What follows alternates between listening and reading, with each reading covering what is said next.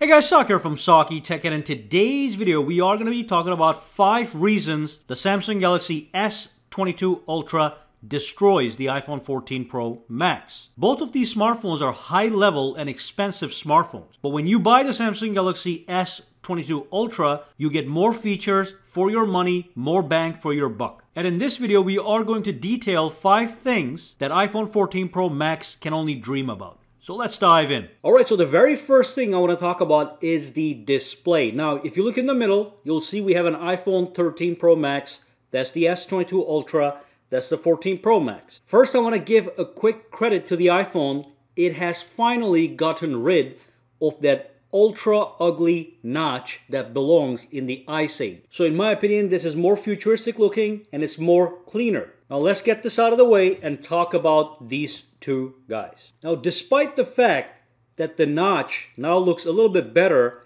this one here is still far superior. And it matters specifically when you're watching movies in full screen or playing games in full screen. Now, some people are going to say this one has Face ID system, so that's why it's so big. But look at what we have here.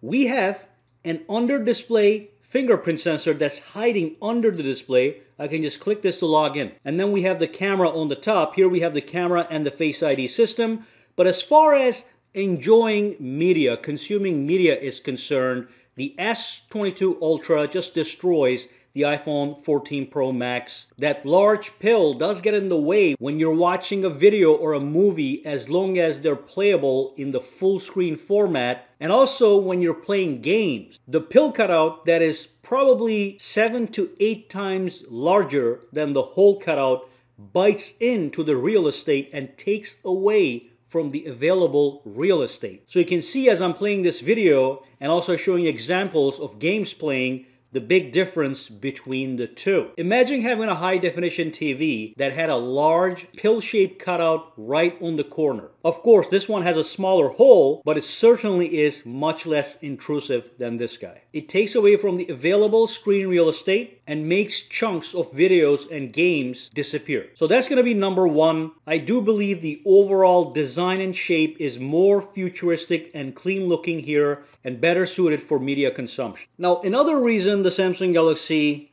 demolishes the iPhone here is the S Pen.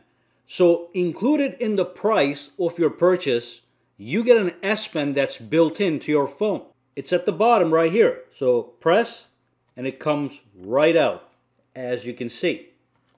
As soon as it comes out, it also gives you options to do many things. Now, first I'm going to show you something really cool that I like to use personally all the time, and that is the air actions. So this pen is connected to this phone via Bluetooth, so I can use this little pencil to control this device remotely. Let me show you one quick example. For example, if I'm in the gallery application, I can press the button and it'll go forward through my pictures. If I double tap it, it's going to come back. Okay, so that's the previous one. Next, previous when you double tap. So that's happening remotely, and I can use the Bluetooth range so I can go across the room and still do this, which means I can even give a presentation with this phone using this as the remote control. And then let's say I'm playing music on the phone, and again, let's say I'm throwing a party and using this as my media hub. I can use this pen from a distance to play, pause, go to the next track. So look, pause. It just pauses it. That's using Bluetooth connection. Play. So I can play and pause music using this pen. I can also go to the next track, double tap, and it goes to the next track. Of course, that's not everything the S Pen can do. And again, all this is including in the purchase price. If I bring up the Air Command menu, for example, let's say I want to create a note. I just click over here and I can start to write on it. Okay. Now, if my phone is turned off and I'm outside somewhere, I want to take a quick note. I can press the button, tap on the screen, and I can actually start to write on the screen, on the lock screen, without having to log into the phone. These are great for quick notes. Look at how amazing that looks. I can even change the color, so I can go to yellow. Look at this. And I don't want to be too harsh on the iPhone. Literally no other phone can do it the way Samsung does. Now, some people might say this is a gimmick, but you can draw this right on your phone with the S Pen. That's how precise it is with all the options that are available to you. Of course, I have no skill, so I'm not going to show you anything that I can do. That is a powerful feature. Remote control, sketching, taking notes, even navigating your phone with this thing right here. And it's housed inside the actual smartphone. So let's talk about number 3. So this is even crazier than the S Pen. There is a built-in computer in this phone that I can wirelessly project onto a high-definition TV or to my computer or any monitor. And I can do it wirelessly or wired. In this example, I'm going to show you the wireless version. So basically what you do is you go to your settings, okay? And then of course we have a whole bunch of advanced features. And then here's Samsung DeX. That's the computer that's in this phone. It says get a full desktop interface. So I'm going to tap on turn on and look at what happens. As soon as I do that, it's going to say it found a TV. I'm going to tap on cancel for now, but it's going to find any TV that is wirelessly compatible. And basically these days, all TVs are smart TVs, so it can connect this basically to any TV. So now when I click on this guy and tap on start, take a look at what happens. It is connected to the TV. The TVs, there are some changes. You can see Samsung DeX just popped up right there. Now here's the funny part. I can connect a keyboard and a mouse via Bluetooth to this guy, and I can start using that as a computer, or at the bottom corner, I can tap on this guy right here, and that is going to activate the trackpad. Now I can use the trackpad, and look at that. I have a little mouse or a pointer, and I can go over and I can access various areas, and this is all going to act like a computer. So it's not going to be like a phone. It is just giving me a desktop-like interface. As you can see, I can have multiple windows. I can just move these around as I please. I can even use swipe gestures like this to go back and forth, even play the games that are on my phone, or watch videos if that's what I want to do, okay? And I'm doing that just by using this as a trackpad, but I can also connect a wireless keyboard and wireless mouse. Let me go back to cancel this, but it is projecting it right now. Again, you can do this wired, wirelessly to any PC, monitor, and even a computer. Included in the price of the phone, there is nothing like this on the iPhone, nothing comparable. Now, another reason the Samsung Galaxy S22 Ultra destroys the iPhone is the fact that this can do multitasking while this cannot, even though it has a more powerful processor. So let me go to a website. Let's go to Samsung.com, Apple.com here. So you can only have one app on the screen at all times. So with this one, let's say I was reading something and I want to do some research and I needed to use a calculator. I can easily start multitasking by tapping this button here and then tapping over here and saying split screen multitasking. And then from the apps, I can pick the calculator. And now as I reference my numbers, I can do the calculation at the bottom right here, okay?